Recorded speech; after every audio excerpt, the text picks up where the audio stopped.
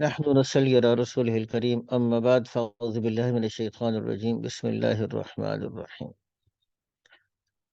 سب سے پہلے تو اللہ تعالیٰ کی طرف ہم متوجہ ہو جاتے ہیں کہ اللہ سبحانہ وتعالیٰ ہمارے اس سلسلے کو اور آج کی نشست کو ہمارے لیے سب سے زیادہ مفید بنائے۔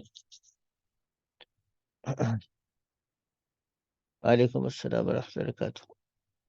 اب ہماری آج کی جو نشست ہے یہ سود کے حوالے سے ہے، اور خاص طور سے جو ہمارا عنوان ہے کہ سودی معاملات پر وہ معاملات سودی جن کو لوگ سود نہیں سمجھتے، عام طور پہ ان کو عام طور پر لوگ سود نہیں سمجھتے۔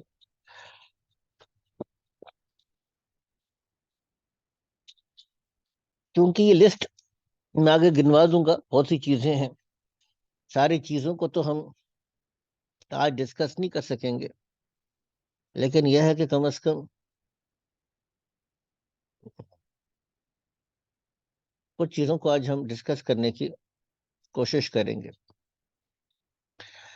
ہمارا ادارہ نافع ہے، اس کی تھوڑی سی کارگزاری ہے کہ 2008 سے ہمارا ادارہ وجود میں آیا، اور اس کی بنیاد یہ بنی کہ 2008 میں ہمارے ادارے کے اس وقت جو بانی بھی ہیں اور اس کے آپ سمجھے کہ سربراہ بھی ہیں اور ذمہ دار بھی ہیں، مولانا آصف کرامت صاحب، ان کے ذہن میں یہ خیال آیا کہ ایسے علماء کرام ہونے چاہیے جو اس میدان کے لیے اپنے وقت کو فارغ کرے۔ اس میدان سے مراد ہے کہ کاروبار اور کاروباری معاملات، مسلمانوں کا لین دین شریعت کے مطابق آ جائے، تو اس کے لیے کچھ علماء کرام وقت کو فارغ کریں، جیسے علماء کرام نے مدارس کے لیے، مساجد کے لیے، تبلیغ کے لیے، ختم نبوت کے لیے اور دیگر بہت سے شعبہ جات کے لیے اپنے آپ کو فارغ کیا ہے، تو کچھ علماء کرام ایسے ہونا چاہیے جو مسلمانوں کے مالی معاملات کی اصلاح کی کوشش کریں۔ 2008 میں ہمارے اس ادارے کی بنیاد ہوئی، ہم 4 افراد نے مل کر اس ادارے کو عملی شکل دینے کی کوشش کی۔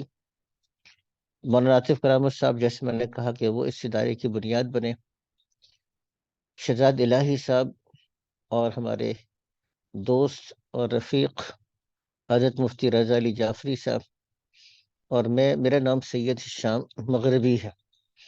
سب سے پہلے لوگ یہ سوال کرتے ہیں جی آپ کے نام کے ساتھ مغربی کیوں لگتا ہے؟ تو یہ مغرب ہمارا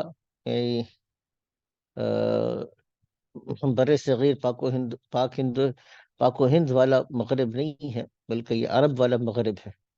عرب کا مغرب سے مراد یہاں پہ یہ الجزائر، تیونس، مراکش کے ممالک کو مغرب کہتے ہیں۔ تو ہمارے جو آباء و اجداد تھے، چونکہ وہ مراکش سے آئے تھے ادھر ہندوستان، تو اس وجہ سے وہ مغربی معروف تھے اور مشہور تھے۔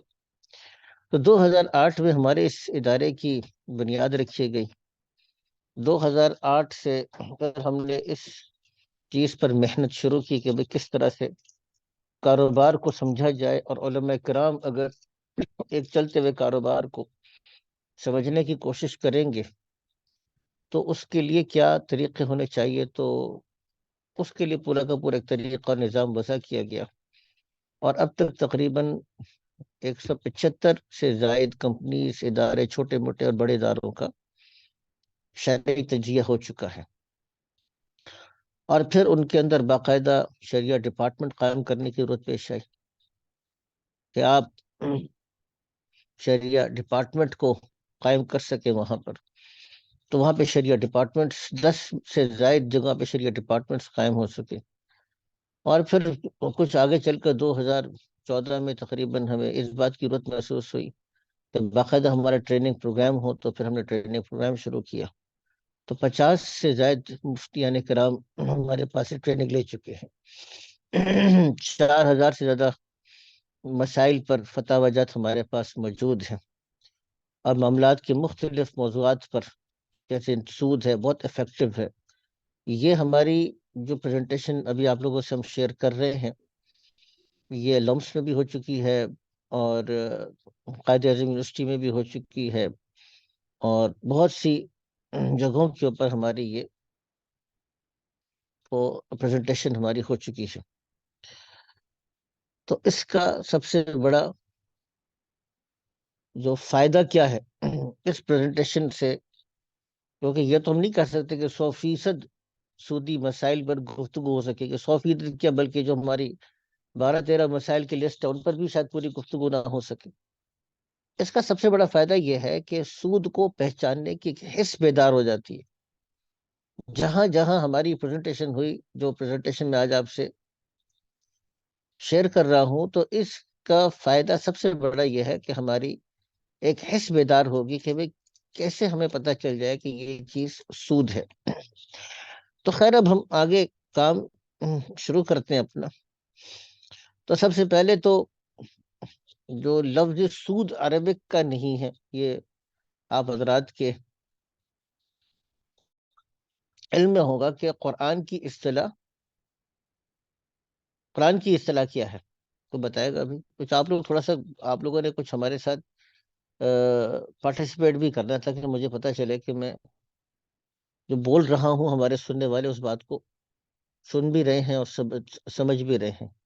جی، لفظ یہ ربا ہے، صحیح فرمایا آپ نے، لیکن یہ عین کے ساتھ نہیں ہے، الف کے ساتھ ربا۔ ربا کا مطلب ہی کسی چیز کے اندر اضافے کا ہے۔ جی جزاکم اللہ خیر۔ تو یہ ربا کا مطلب ہی کسی چیز میں اضافے کا ہے، اور اصطلاحی اعتبار سے an stipulated profit on debt is ربا۔ اصطلاح مطلب یعنی کل قرض جر نفعا فهو ربا، کل قرض جر نفعا، یہ خود حدیث کے الفاظ ہیں۔ کوئی بھی قرض ایسا ہو جو نفع کو کھینچ کر لے کر آئے، یعنی قرض کے اوپر پہلے سے طے شدہ اضافی رقم جو بھی ہوگی وہ ربا ہوگی، لیکن ہم آگے اس کو سمجھنے کی کوشش کریں گے۔ جتنا یہ کہا جا رہا ہے اتنا آسان نہیں ہے۔ سب سے پہلے تم قرآن حکیم کی آیات کو دیکھتے ہیں۔ اچھا، اس میں سب سے پہلی آیت جو نقل کی ہے ترتیب کے اعتبار سے بھی یہ سب سے پہلی آیت ہے سورۃ آل عمران کی، بلکہ اگر دیکھا جائے تو سورہ روم کی ایک آیت آتی ہے قرآن حکیم میں۔ سب سے پہلے تو سورہ روم کی آیت اتاری کہ وَمَا آتَيْتُم مِّن رِّبًا لِيَرْبُوَ فِي أَمْوَالِ النَّاسِ فَلَا يَرْبُ عِندَ اللَّهِ۔ اس میں اللہ سبحانہ تعالیٰ نے ارشاد فرما دیا کہ جو تم سود دیتے لیتے ہو۔ اچھا، وہاں پہ ربا کا مصداق کیا ہے، یعنی ربا کس چیز پر بولا جا رہا ہے، اس سورہ روم کی آیت پہ۔ اس سورہ روم کی آیت کو بھی میں، اگر آپ 1 منٹ دیں تو میں آپ کو اس کو کنفرم کر دوں کہ وہ آیت کہاں پر آ رہی ہے۔ اصل میں عرض یہ کرنا چاہ رہا تھا کہ یہ قرآن حکیم کی ترتیب،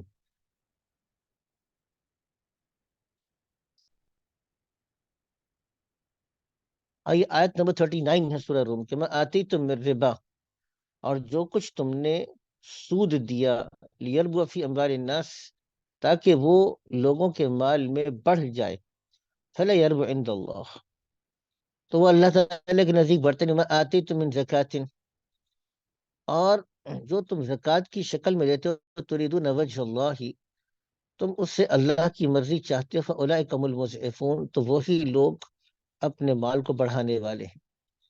خیر، خلاصہ کیا نکلا؟ خلاصہ میں کہہ رہا تھا کہ سب سے پہلے والی جو آیت ہے وہ سورہ روم کی آیت نمبر 39، یہ مکہ میں ہی اللہ تعالیٰ نے سودی لین دین پر ناپسندیدگی کا اظہار کر دیا۔ اب یہ سورہ آل عمران کی آیت ہے، یا ایھا الذین آمنوا لا تاکلوا الربا اضعافا مضاعفہ، سود کو بڑھا چڑھا کر مت کھاؤ، تو اس کو کمپاؤنڈ انٹرسٹ جس کو آپ کہتے ہیں۔ تو کیا کمپاؤنڈ انٹرسٹ منع ہے؟ بعض لوگوں نے یہ بھی بات کرنے کی کوشش کی کہ اصلاً وہ انٹرسٹ منع ہے، وہ سود منع ہے جس میں ظلم ہو، اور جس میں ظلم نہ ہو وہ انٹرسٹ منع نہیں ہے۔ یہ ایک بہت بڑی غلط فہمی ہے۔ خیر، اس پر بھی ہم گفتگو کریں گے، یہ آج ہمارا موضوع نہیں ہے کہ سود کے حق میں جو دلائل دیے جاتے ہیں وہ کون کون سے ہیں۔ یہ ہمارا آج کا موضوع نہیں ہے. اچھا کیوں موضوع نہیں ہے عرض کرتا ہوں. پہلے ان آیات کو دیکھ لیجیے گا. لا تاکلوا الربا اضعافا مضاعفا کہ تم سود مت کھاؤ دگنا تگنا کر کے. واتقوا اللہ اور تم اللہ سے ڈرو. لعلکم تفلحون تاکہ تم کامیاب ہو جاؤ. دوسری آیت یا ایھا الذین آمنوا اتقوا اللہ اے وہ لوگ جو ایمان لائے ہو تم اللہ سے ڈرو. وذروا اور تم چھوڑ دو ما بقی من الربا جو باقی رہ گیا سود میں سے ان کنتم مؤمنین اگر تم ایمان والے ہو. آگے چلیے فَإِن لَّمْ تَفْعَلُوا فَأْذَنُوا بِحَرْبٍ مِّنَ اللَّهِ وَرَسُولِهِ. یہ قرآن حکیم کے اندر ایک بہت زبردست اللہ نے وارننگ دی ہے. ایک بہت زبردست انسان کو تنبیہ فرمائی اللہ سبحانہ وتعالیٰ نے. فَإِن لَّمْ تَفْعَلُوا اگر تم اب بھی سودی لین دین سے باز نہیں آتے فَأْذَنُوا بِحَرْبٍ مِّنَ اللَّهِ وَرَسُولِهِ تو اعلان ہے تو تیار ہو جاؤ اللہ کے رسول سے جنگ کے لیے. تو اب یہاں پر یہ میں نے بہت ہی آپ سمجھیے گا کہ سنجیدہ اور سیریس قسم کی ایک وارننگ ہے جو دی گئی ہے. اب دیکھیے اللہ کے رسول سے جنگ کا مطلب کیا ہے. کیونکہ ویسے ہم آیت کو پڑھتے ہیں ہمیں اس آیت کا مطلب سمجھنے میں دشواری کیوں اس لیے ہوتی ہے کیونکہ ہم اللہ کے رسول سے جنگ کا مطلب سمجھتے نہیں کہ اللہ کے رسول سے جنگ کیا ہے. دیکھیے اللہ کے رسول سے بغاوت کا مطلب یہ ہے کہ زمین آسمان تمام فرشتے تمام مخلوقات انسان کے علاوہ وہ ہر چیز اب گویا کہ آپ کے خلاف ہے. اب گویا کہ اگر اللہ کے رسول سے جنگ ہے تو جتنی چیزیں آپ کے ساتھ موجود ہیں اب آپ کسی بھی چیز سے امن میں نہیں ہو سکتے. اچھا امن میں نہ ہونے کا چھوٹا سا واقعہ میں سنا دوں پھر ہم آگے چلتے ہیں. تھوڑی سی ترغیب کے طور پہ کارگزاری سنا دوں. ایک صاحب سے ملاقات ہوئی بہت شدید فائنینشیل کرائسس سے گزر رہے تھے اور پھر ان سے بیٹھ کر بات چیت کرنے کا موقع ہوا تو کہنے لگے کہ مولانا صاحب میں وہ تھیلیاں بھر بھر کے زکات دیا کرتا تھا. اچھا جب انہوں نے کہا نا کہ یہ میں تھیلی بھر بھر کے زکات دیتا تھا اور پھر اتنا شدید فائنینشیل کرائسس آیا تو بظاہر دونوں چیزوں میں مجھے کچھ فرق محسوس ہو سکتا ہے جہاں ممکن نہیں ہے کہ ایک آدمی زکات دے تو پھر بھی اللہ تعالیٰ کی طرف سے آزمائش بھی ہو سکتا ہے. لیکن جیسے اگلی جو آیت ہے یمحق اللہ الربا ویربی الصدقات اللہ تعالیٰ سود کو ہلاکت کی طرف لے کر جاتے ہیں اور صدقات کو اللہ تعالیٰ نشو و نما دیتے ہیں. تو بنیادی طور پہ ذہن یہی کہہ رہا تھا اور ذہن اسی بات کو قبول کر رہا تھا کہ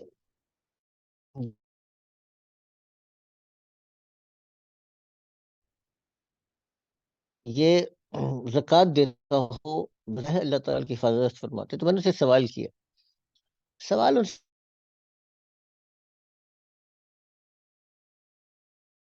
کسی سودی لین دین میں سے خاموش لیکن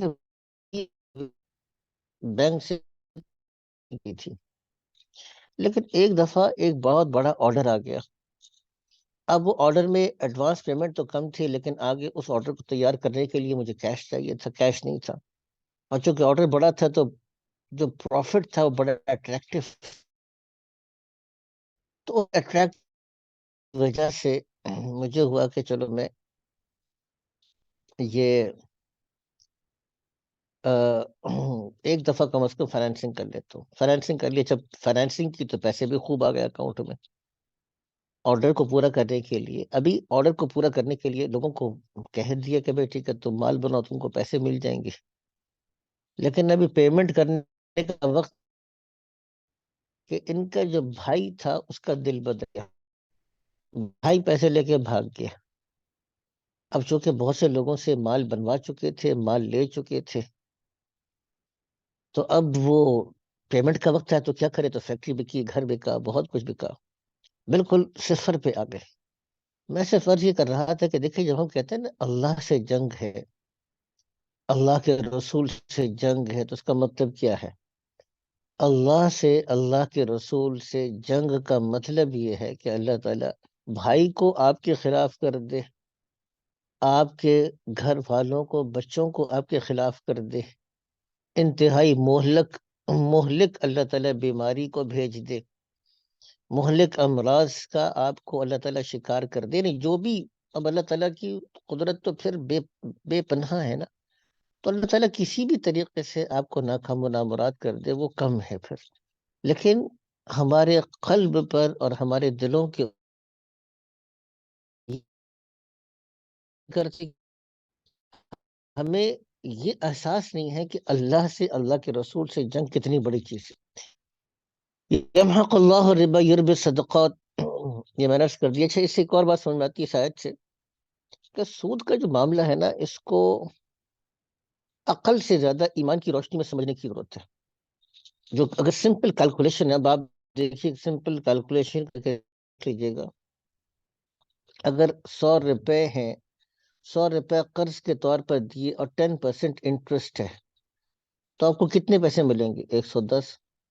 اور اگر 100 روپے ہیں اور 2.5% آپ نے اس پہ زکات دے دی، تو کتنے پیسے رہ گئے؟ جی جناب، کتنے رہ گئے؟ 97.5، ٹھیک ہے۔ اب 97.5 رہ گئے، تو اب زیادہ کون سے ہیں؟ 100 پر 10 روپے آپ نے انٹرسٹ لیا، تو اب یہ 10 روپے جو آپ کو بطور انٹرسٹ کے ملے، اس سے آپ کے پیسے بڑھے، یا 97.5 جو آپ نے 2.5 روپے زکات کے دے دیے وہ بڑھ گئے؟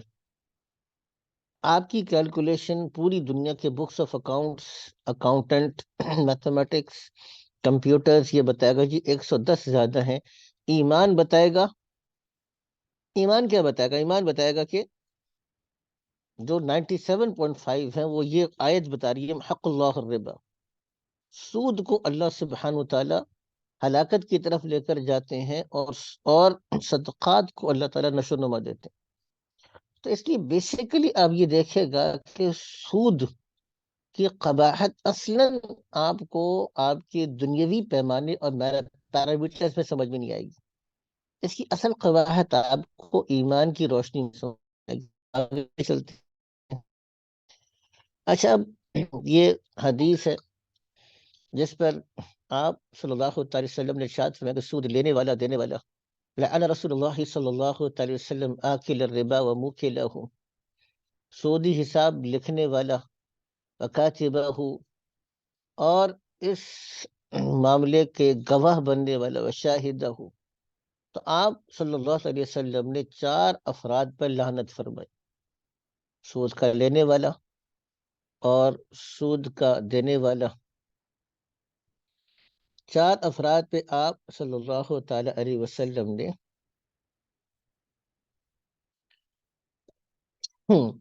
لعنت فرمائی۔ لینے والا، دینے والا، سود کو ڈاکیومنٹ کرنے والا۔ یہاں پہ ایک بہت بڑا سوال ہوتا ہے، اکاؤنٹنٹ یہ سوال کرتے ہیں جی ہم لوگ کمپنیز میں جاب کرتے ہیں، وہ ایسے کمپنی کا معاملہ تو حلال ہے، لیکن کہیں نہ کہیں کسی نہ کسی کمپنی نے فائنینسز لی ہوئی ہوتی ہے، ہمیں بھی اس کو ڈاکیومنٹ کرنا پڑتا ہے، ہماری جاب حلال ہے کہ حرام ہے؟ یہ عام طور پہ سوال پیش آتا ہے، تو اس کا جواب ابھی نہیں، بعد میں انشاء اللہ اس کا جواب بھی دیں گے آپ کو۔ دوسری حدیث سے 4 شخص ایسے اللہ تعالیٰ نے اپنے ذمہ لازم کر لیا کہ ان کو جنت میں داخل نہیں کریں گے،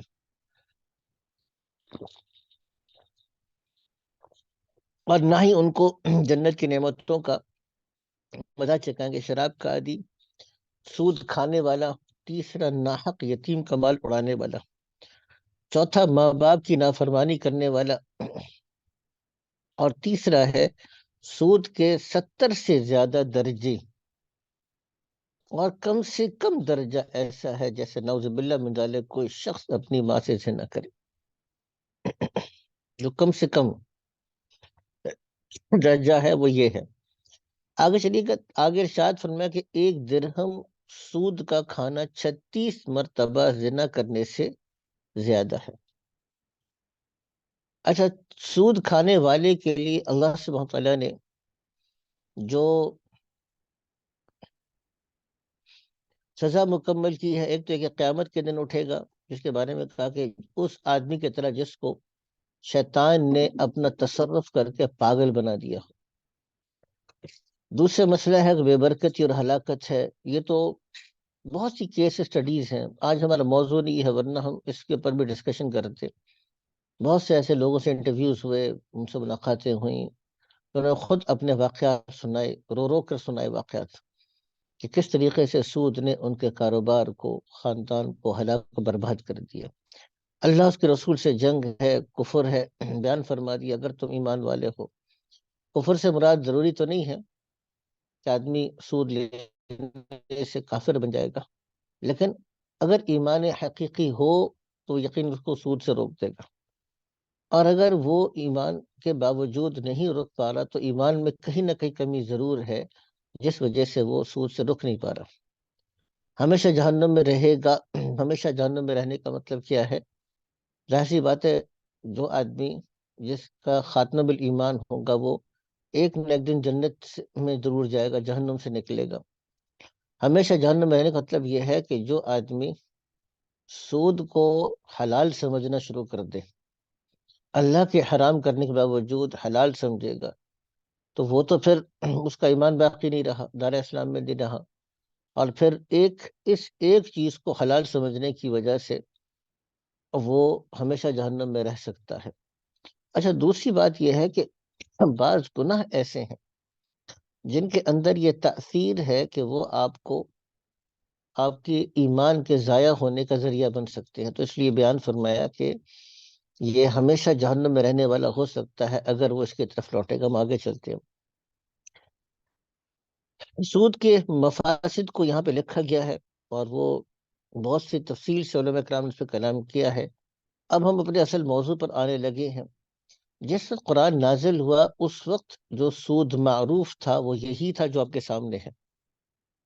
سامنے کا مطلب، میں فی الحال یہ جس چیز کو ہائی لائٹ کر رہا ہوں وہ آپ اس پہ غور کیجیے گا ذرا، یعنی ربا القرض اور ربا الجاہلیہ اور ربا النسیئہ، یہ معروف تھا جو میں نے ابھی آپ کے سامنے۔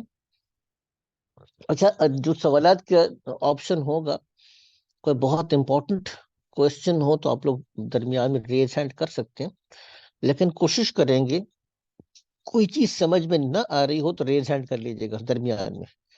البتہ کوئی کوشچن ہو اور تو اس کو کوشش کیجیے گا کہ ہم آخر میں ڈیل کریں گے۔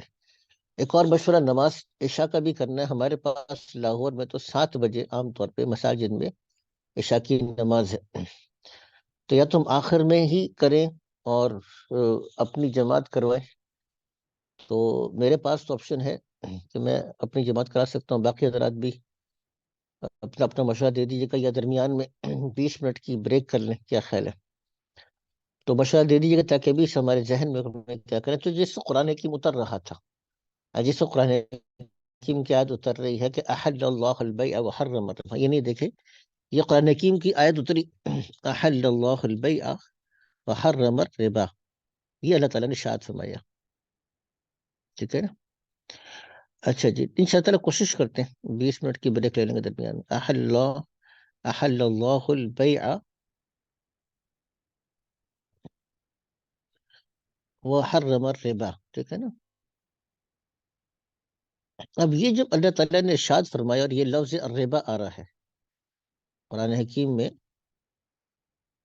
لفظ الربا جو آ رہا ہے جس کی طرف میں انڈر لائن کر رہا ہوں، اگر آپ اس پہ لفظ پہ غور کریں گے تو جب یہ ربا اس ماحول میں بولا گیا اور یہ سورہ بقرہ کی آیت اتری تو وہ اس ربا کو جانتے تھے، ان کو اس بات کو سمجھنے میں کوئی دشواری پیش نہیں آئی کہ ربا سے کون سا ربا ہوتا ہے، ربا القرض مراد ہے، جو ہمارے سامنے لکھا ہوا ہے نا، ربا القرض، ربا الجاہلیہ، ربا النسی، یہ سب ایک ہی چیز ہے.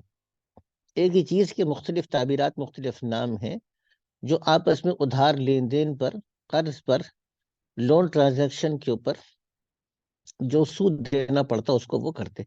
اچھا، یہ ایک بہت بڑی بات ہے، اس کو بھی سمجھیے گا.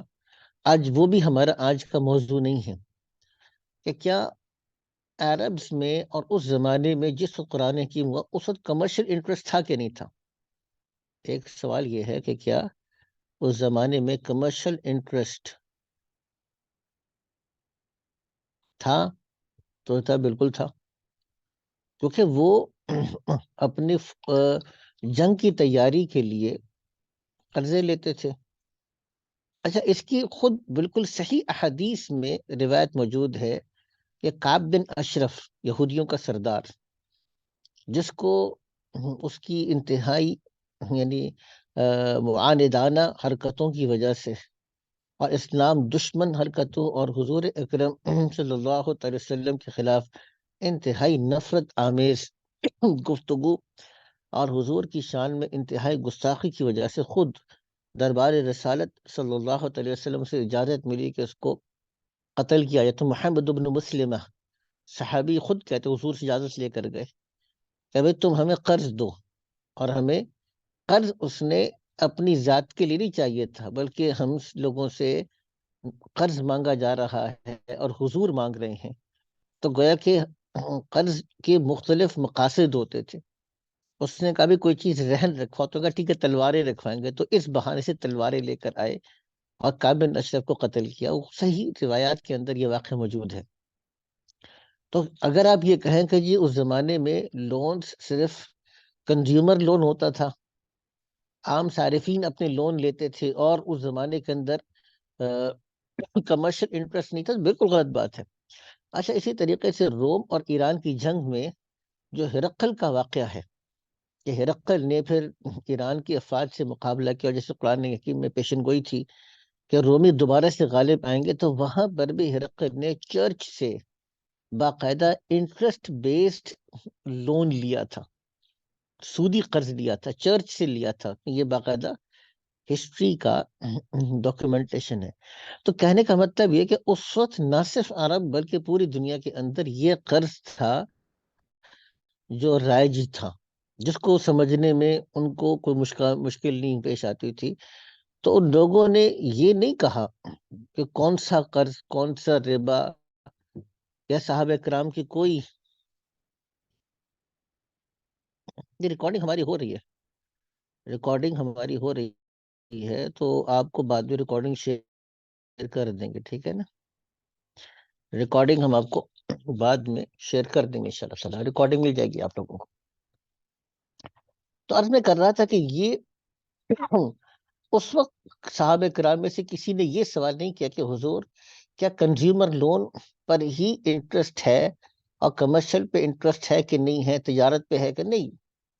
دیٹ واز ویری کلیئر کہ ربا القرض یہ چیز. ہاں، دوسری چیز وہ صحابہ کرام کو نہیں پتا تھی اور عربوں کو بھی نہیں پتا تھی، اور یہی ایگزیکٹلی اسی وجہ سے حضرت بلال حبشی جو جلیل قدر صحابی ہیں ان سے اس معاملے میں خطابی ہوئی کہ وہ گئے اور جا کر کھجوروں کی جا کے آپس میں بارٹر ٹریڈ کر لی. ایک ہی دو مختلف قسم کی کھجوریں تھی، دو مختلف قسم کوالٹی تھی، تو کمی بیشی کے ساتھ معاملہ کر لیا. تو اس نے کیا فرمایا، اوہو یہ تو سود ہو گیا. اور پھر اس کو کس طریقے سے ریکٹیفائی کرنا ہے وہ بھی آپ صلی اللہ تعالی علیہ وسلم نے پھر ارشاد فرمایا. ربا الفضل کہتے ہیں کوموڈیٹیز کے اندر، یعنی وہ سود جو ٹریڈنگ کے اندر، یعنی کوموڈیٹیز کی ٹریڈنگ کے اندر، یہ بارٹر ٹریڈ کے اندر جو سود داخل ہوتا ہے اس کو ہم ربا الفضل کہتے ہیں. اچھا، آج ہم ربا الفضل کو ایز سچ ڈسکس نہیں کریں گے.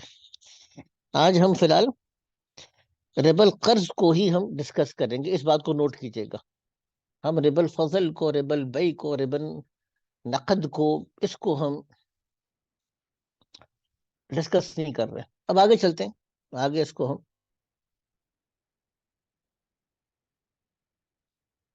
اچھا جی، جو بھی کوئی ٹرانزیکشن ہوتی ہے، لین دین ہوتا ہے، تو وہ دو قسم کا ہوتا ہے. اب اس کو یہ بہت امپورٹنٹ ہم جگہ پر آگے اس کو اچھی طرح سے سمجھنے کی ضرورت ہے. اگر آپ لوگوں کو یہ سلائیڈ واضح نہیں ہو رہی تو میں تھوڑا سا اور بڑا کر دیتا ہوں اس کو. یہ اوپر لکھا ہوا ہے عقد، ٹرانزیکشن. دو آدمی مل کر کوئی بھی آپس میں معاملہ کرتے ہیں، لین دین کرتے ہیں، تو اس کو ہم ٹرانزیکشن یا عقد کہتے ہیں. عقد نکاح تو عام طور پہ ہمارے اردو کے اندر بھی معروف ہے. تو وہ عقد اس کو بھی اس لیے کرتے ہیں کیونکہ وہ دو خاندان اور دو افراد کے درمیان میں ایک معاملہ ہے جو باقاعدہ ایجاب اور قبول، آفر اینڈ ایکسیپٹنس سے وجود میں آتا ہے. اچھا، اب یہ اس کی دو قسمیں ہیں. ایک تو ہے کہ بائنڈنگ اور نان بائنڈنگ کہہ سکتے ہیں آپ اس کو. عقد لازم ہے، عقد غیر لازم. میں لکھ دیتا ہوں اوپر اس کو، ٹھیک ہے. اس کو کمپنسیٹری، نان کمپنسیٹری بھی کہا گیا، اور اس کو آپ عقد دوسری اصطلاح میں عقد غیر لازم بھی آپ کہہ سکتے ہیں. اور یہ عقد لازم ہے. عقد لازم اور عقد غیر لازم کا مطلب کیا ہوا؟ اسی لیے اس کو بائنڈنگ اینڈ نان بائنڈنگ، اس کو نان بائنڈنگ کانٹریکٹ بھی کہہ سکتے ہیں. مطلب کوئی ایسا لین دین جس میں دونوں ایک دوسرے کے پابند ہو جائیں تو یہ عقد لازم ہے. اگر دونوں ایک دوسرے کے کیا ہو جائیں، پابند ہو جائیں. میں لکھ دیتا ہوں یہاں پہ، ٹھیک ہے نا، پابند ہو جائیں. دونوں ایک دوسرے کے اگر پابند ہو جائیں تو یہ کیا ہے، عقد لازم ہے، اور دونوں بیک آؤٹ نہیں کر سکتے. اگر بیک آؤٹ کریں گے تو گویا کہ یہ ایک لیگل آفنس ہے، قانون کے دائرہ کار میں آ سکتا ہے، عدالت میں اس کو لے جایا جا سکتا ہے، عدالت میں کسی ایک پارٹی کے بیک آؤٹ کرنے کو چیلنج کیا جا سکتا ہے. یہ یعنی اس کی ایک قانونی حیثیت ہے جس کے اعتبار سے قانونی طور پہ دونوں فریق ایک دوسرے کے پابند ہو گئے. آپ بیک آؤٹ کریں گے، عقد کو توڑیں گے، دوسرے آدمی کا نقصان کریں گے، تو قانون حرکت میں آئے گا اور دوسرے آدمی کو حق مطالبہ دیا جائے گا کہ وہ آپ کو عدالت میں لا سکتا ہے. اس کو کمپنسیٹری بھی کہہ سکتے ہیں، اس کو آپ عقد لازم بھی کہہ سکتے ہیں، جو مرضی آپ. اس کے علاوہ بائنڈ کانٹریکٹ بھی کہہ سکتے ہیں، بائنڈنگ ٹرانزیکشن، جو مرضی آپ کہنا چاہیں، یہ آپ کی مرضی ہے. عقد غیر لازم کا مطلب یہ ہے کہ جس میں دونوں فریق، میں عرض کرتا ہوں اس کے اوپر، یہ بائنڈنگ میں آتی ہے. جو آپ مضاربت کی بات کر رہے ہیں، مشارکت ہے، مضاربت ہے، پارٹنرشپ اور انویسٹمنٹس کی جتنی بھی صورتیں ہیں، ساری کی ساری عقد لازم میں آتی ہیں. آپ بولنا شروع کر دیں، مشارکت ہے، عقد لازم ہے. دونوں انہوں نے مل کے شریعت کے مطابق مشارکہ کیا، پارٹنرشپ کی، عقد لازم ہے. دونوں پابند ہو جائیں گے، دونوں اپنے اپنے ان اصول اور ضوابط کے مطابق چلنے کے پابند ہوں گے. مضاربت ہے، یہ عقد لازم ہے، ٹھیک ہے نا. جتنی بھی فارمز آف انویسٹمنٹس ہیں، اور جب اس میں انویسٹمنٹس ہے تو وہ آپ کو عقد لازم قرار پائے گی. عقد غیر لازم وہ ہے جس میں دونوں ایک دوسرے کے پابند نہیں ہوتے، یعنی یک طرفہ طور پر ہے، یہ آپ کی مرضی پر منحصر ہے. اس کو ہم عقد تبرع بھی کہتے ہیں. اگر آپ علماء کرام سے سنیں گے تو یہ ایک تھوڑی سی مشکل اصطلاح ہے اردو کے اعتبار سے. عقد تبرع، دیکھیں ہمارے نافع کے ساتھی ایڈ کر رہے ہیں نا ساتھیوں کو، یہ ایڈ بھی کرتے جائیں، میرا کو ہوسٹ اسی لیے بنایا ہوا ہے، ایڈ کرتے جائیں، ٹھیک ہے. ایڈ کر رہے نہیں کر رہے جی ضرور. آگے چلیے گا. عقد تبرع ہے. عقد تبرع کا مطلب یہ ہوتا ہے کہ جو کسی نہ کسی، جو ایک احسان کے اوپر مبنی ہے. احسان کا مطلب یہ ہے کہ اب یہ آپ دیکھیے گا، ہبہ ہے. ہبہ از ایکچولی گفٹ، یا جس کو آپ کو عطیہ یا ہبہ بھی، اب ہدیہ بھی کہتے ہیں آپ اس کو، ٹھیک ہے نا، کہ آپ نے اس کو ہدیہ کر دیا. میں اس کو کلر چینج کرتا ہوں. ٹھیک ہے، آپ نے کیا کر دیا، اس کو ہدیہ کر دیا. ہبہ، عطیہ، ہدیہ، یہ ایک چیز ہو گئی. اب ظاہر سی بات ہے، جو ہدیہ ہے اور گفٹ ہے، یہ نان بائنڈنگ عقد غیر لازم ہے. نان بائنڈنگ ہے، عقد تبرع ہے. آپ کی مرضی ہے کہ آپ اس کو کتنا گفٹ کرنا چاہتے ہیں. اب گفٹ کا وعدہ کر کے اگر آپ واپس بیک آؤٹ کرتے ہیں تو قانون حرکت میں نہیں آ سکتا. اخلاقی اعتبار سے اچھی بات نہیں ہے، بری بات ہے. وعدہ کیا تھا، پورا کرنا چاہیے تھا. وہ وہ سب اپنی باتیں، مورلی وہ چیز صحیح ہے یا نہیں ہے، لیکن قانون آپ کو پابند نہیں کر سکتا کہ نہیں آپ نے کہا تھا تو اب کریں. نہیں، ہبا عقد. اسی وجہ سے اگر آپ نے ہبا کر دیا ہے، واپس لے سکتے نہیں لے سکتے فقہ میں اختلاف ہے. ابو حنیفہ رحمۃ اللہ علیہ بعض شرائط کے ساتھ کہتے ہیں آپ واپس بھی لے سکتے ہیں، اگرچہ اس آدمی نے قبضہ بھی کر لیا تھا، اس کے پاس موجود ہے وہ چیز، لیکن آپ واپس کریں. کراہت ہے، ناپسندیدہ ہے، لیکن قانونی اعتبار سے شریعت اجازت دے رہی ہے آپ کو. وہ حنیفہ رحمۃ اللہ علیہ کے نزدیک کہ آپ واپس بھی لے سکتے ہیں، کیونکہ نان بائنڈنگ کانٹریکٹ ہے. یہ قرض ہے، یہ قرض یاد رکھیے گا. ایک یہ لفظ قرض ہے، اس کے مقابلے میں یہاں پر آپ دیکھیے گا لفظ دین ہے. میں نے دونوں کو بھی سرکل کیا آپ کے سامنے. یہ قرض اور دین میں فرق ہے. قرض یہ نان بائنڈنگ کانٹریکٹ ہے، عقد غیر لازم ہے، عقد تبرع ہے. دین وجود میں آتا ہے کسی نہ کسی بائنڈنگ کانٹریکٹ کے نتیجے میں، جس کو کہ آپ عقد لازم کہہ سکتے ہیں. عقد لازم کے ذریعے سے وجود میں آئے گا، عقد غیر لازم کے ذریعے سے دین وجود میں نہیں آتا. وہ کیوں، کیا ہوتا ہے دین، وہ بھی بتاتا ہوں. قرض کا مطلب ہی یہ ہے کہ آپ نے اپنے پیسے کسی دوسرے آدمی کو دے دیا کہ تم اس کو استعمال کر دو، بعد میں مجھے واپس کر دینا. اب یہ آپ کا دینا ٹوٹلی آپ کی ڈسکریشن پر ہے، آپ کی مرضی پر ہے کہ آپ چاہیں تو دیں، نہ چاہیں تو نہ دیں، اور دینے کے بعد جب چاہے واپس لے لیں. جو ہماری موجودہ کمیٹی کا نظام ہے، اس میں شرعی اعتبار سے سب سے بڑا اشکال یہی تھا. جو مفتی رشید احمد لدھیانوی صاحب رحمۃ اللہ علیہ نے احسن الفتاوی میں کمیٹی کے اوپر جو لکھا ہے، اس میں جو اشکال لکھا ہے وہ یہی لکھا ہے کہ کمیٹی میں ہوتا کیا 10 آدمی مل گئے، 10,000 روپے ڈالیں گے، لاکھ روپے کی کمیٹی ڈال دی. اب آپ نے وہ طے بھی کر لیا کہ پہلی کس کی ہے. بعض اوقات تو آپ ہر مہینے قرآن نکال رہے ہوتے ہیں، اور بعض اوقات ایک ہی دفعہ طے کر لیتے ہیں کہ جس کو زیادہ ضرورت ہے، یہ گھر بنا رہا ہے، اس کو پہلے کمیٹی دے دو، دوسری اس کو دے دو، تیسری اس کو دے دو. کوئی کہتا ہے چلو چوتھی مجھے دے دے، پانچویں، چھٹی، ساتویں، آٹھویں نے بھی دے، پہلے سے طے کر لیتے ہیں. لیکن وانس کے اب طے کر لیا، اب 10,000 روپے دینا شروع کر دیا، 4-5 کمیٹی کا کہ یار میں نہیں کر رہا، تو وہ تو آپ اجازت نہیں دیتے.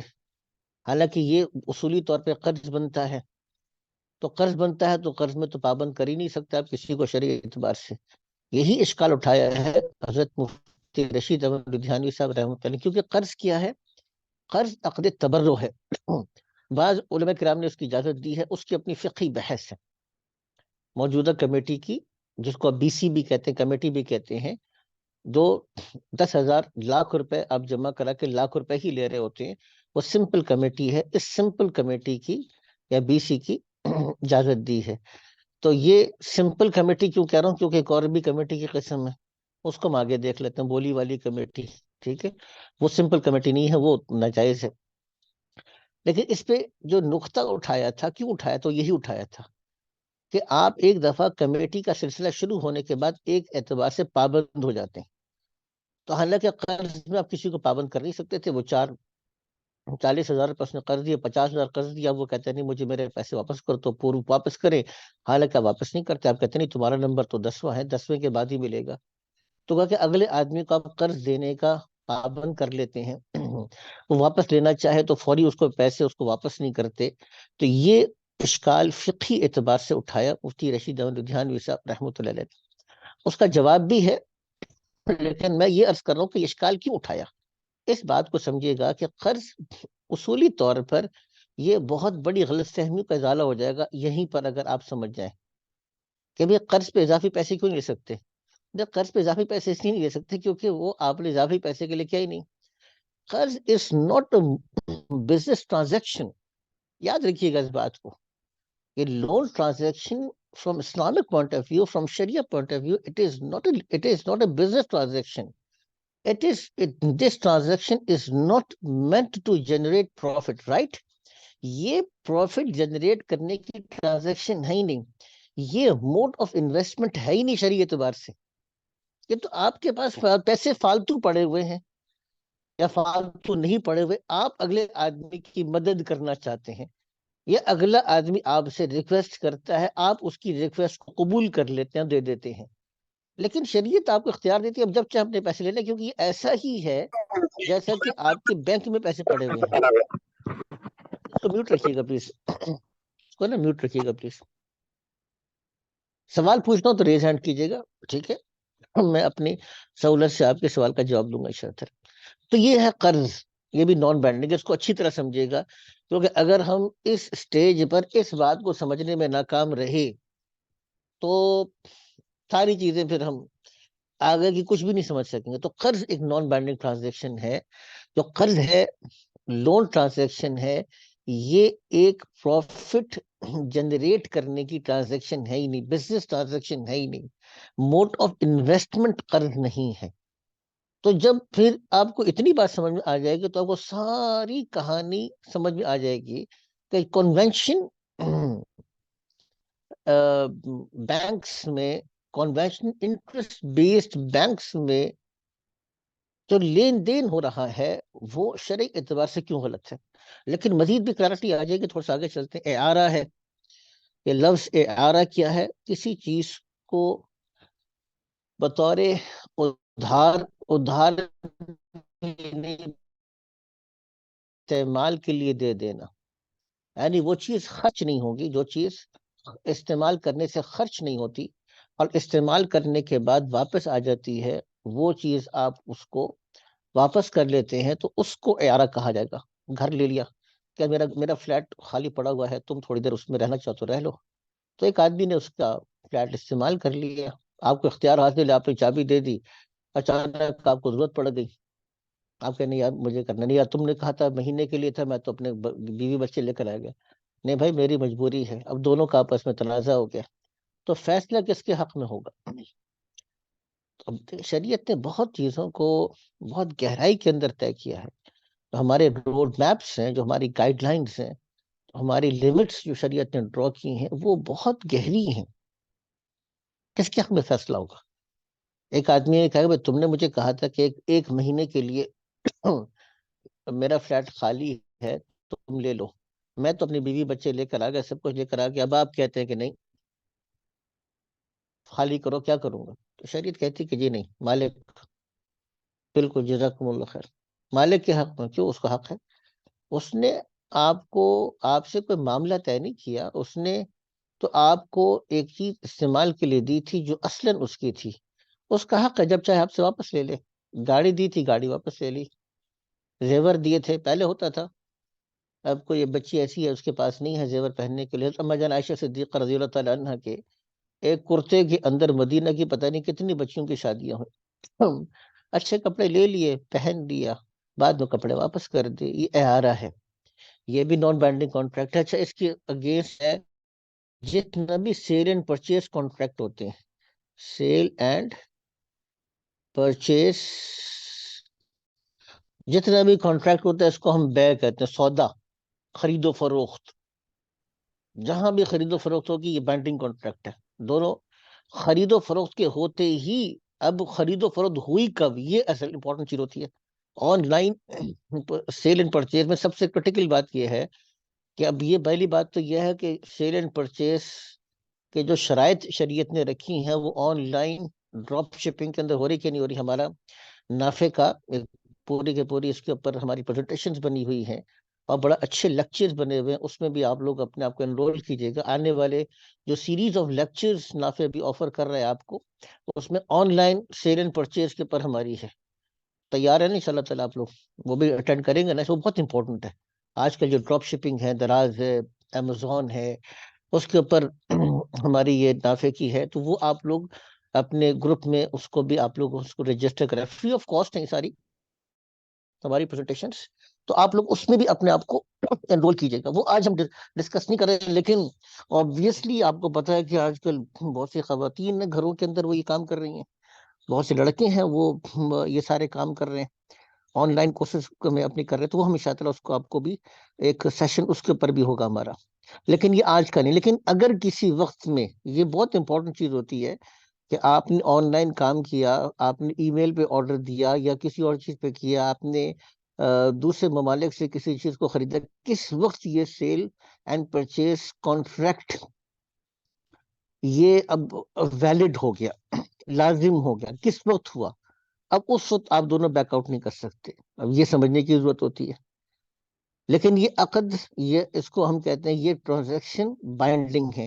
دین کہتے ہیں کوئی سا بھی ایسا کریڈٹ جو کسی بائنڈنگ کانٹریکٹ کے نتیجے میں آپ پہ لازم آ جائے، جو کریڈٹ جنریٹ ہوگا. اس کی آسان مثال ہے جتنی یوٹیلیٹی بلز ہیں، جتنی یوٹیلیٹی بلز ہیں وہ سارے کے سارے آپ کے ذمہ دین ہوتے ہیں، ٹھیک ہے نا.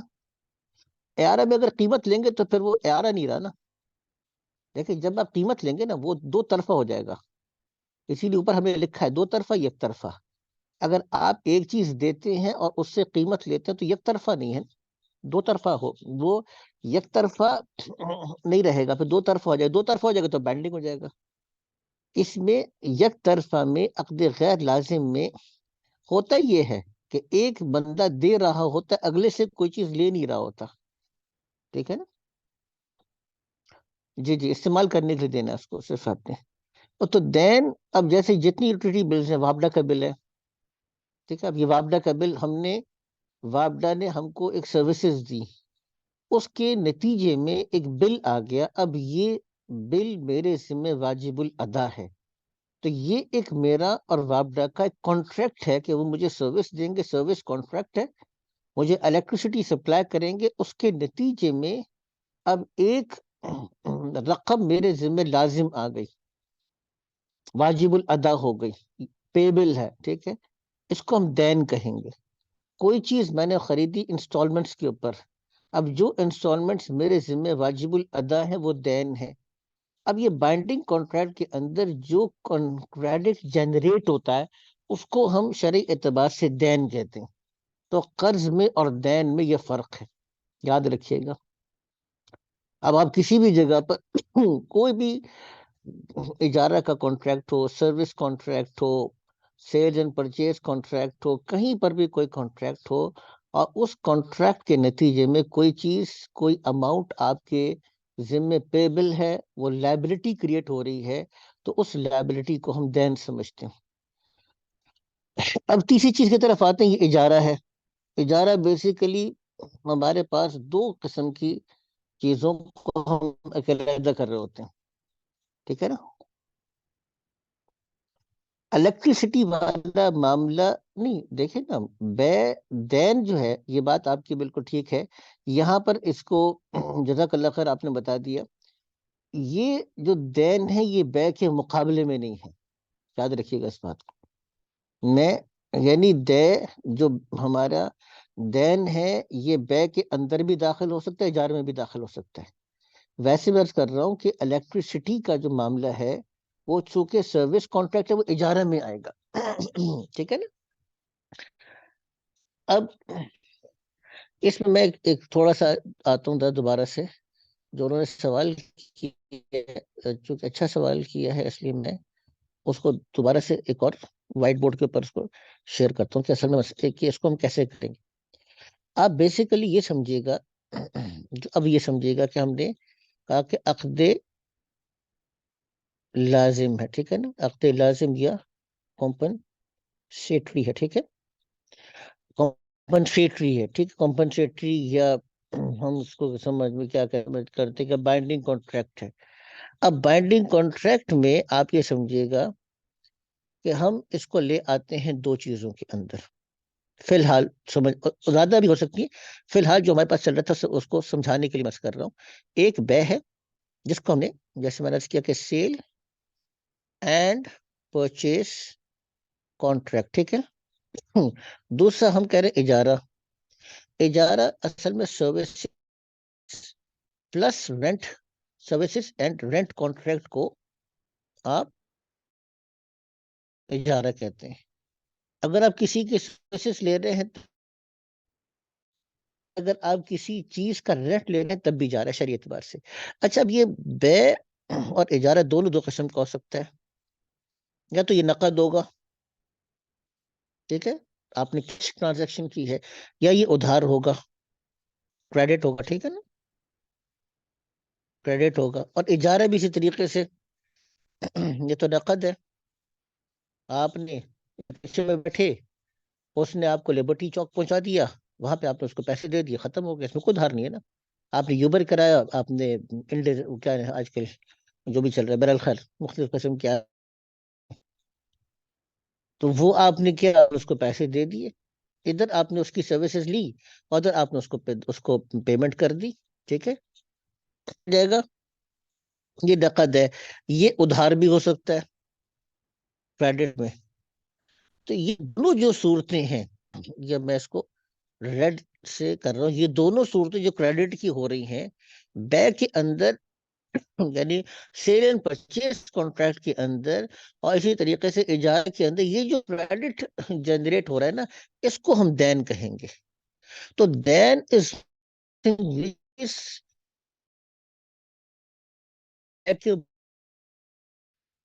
وہ سیل اینڈ پرچیز کے اپنی اسی طریقے سے یہاں پہ دیکھیے گا ادھار، یہ جو ہو رہا ہے یہ کیا ہے، یہ دین ہے. تو اب اس کانٹریکٹ کے نتیجے میں جو چیز آ رہی ہے وہ کیا ہے، وہ دین ہو جائے گی. یہ بات اب آپ کو سمجھ آئی؟ تو جو ہمارا ہم جس سلائیڈ کو ابھی فالو کر رہے تھے، اس میں لگ یہ رہا تھا کہ اگر دین ہے تو بے نہیں ہے، اور اگر بے ہے تو دین نہیں ہے. لگ یہ رہا تھا، وہ ایسا نہیں تھا، وہ صرف دو چیزوں کچھ کانسیپٹ دینا چاہ رہے تھے اس میں. اب اس لیے وہ ہم اس کو کر رہے تھے. وسد اللہ صاحب میرے خیال سے بات کر رہے تھے، اب اگر آپ کو سمجھ میں آ گئی تو آپ کو بات میرے خیال سے واضح ہو گئی تو ٹھیک ہے نا. تو بیسیکلی اگر ہمارا جو الیکٹریسٹی ہے وہ ادھر آتا ہے، ٹھیک ہے نا.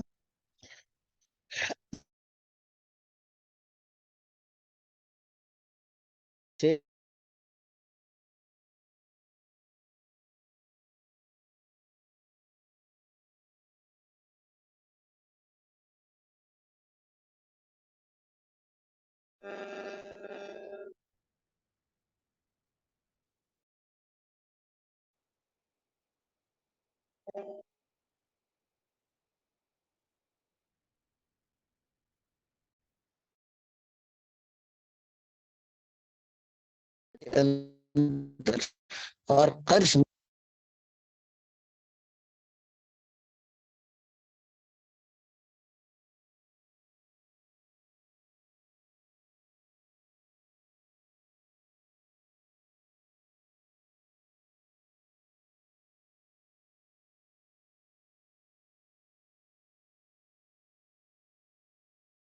السلام علیکم.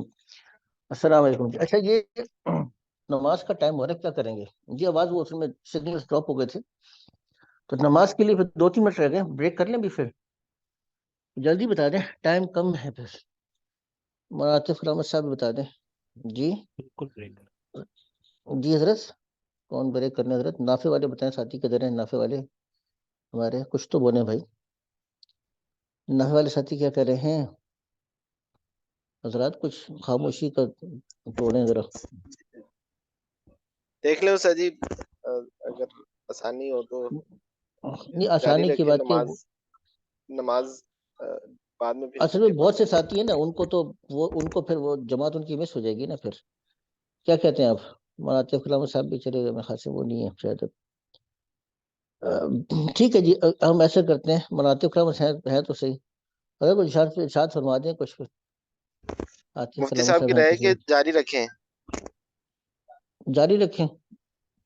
اچھا، تو جناب پھر آن لائن والے کب پھر نماز پڑھیں گے؟ کیا کریں؟ آن لائن والے نماز پھر کیسے پڑھیں گے جماعت کے ساتھ؟ بریک ہو جائے ہاں تو صحیح کہہ رہے ہیں پھر آپ. میرے خیال سے حضرت میں 10-15 منٹ کی بریک کر لیں، مجھے مشکل ہو جائے گا، ساتھیوں کی نماز مس ہو جائے گی. جماعت کر کے دوبارہ سے انشاء اللہ جماعت جوائن کر کے دوبارہ ہم کرتے ہیں. آپ لوگ گروپ میں دیکھیں، گروپ میں جیسے ہی شروع ہوگا دوبارہ سے ہم آپ کو میسج کرتے ہیں، ٹھیک ہے نا.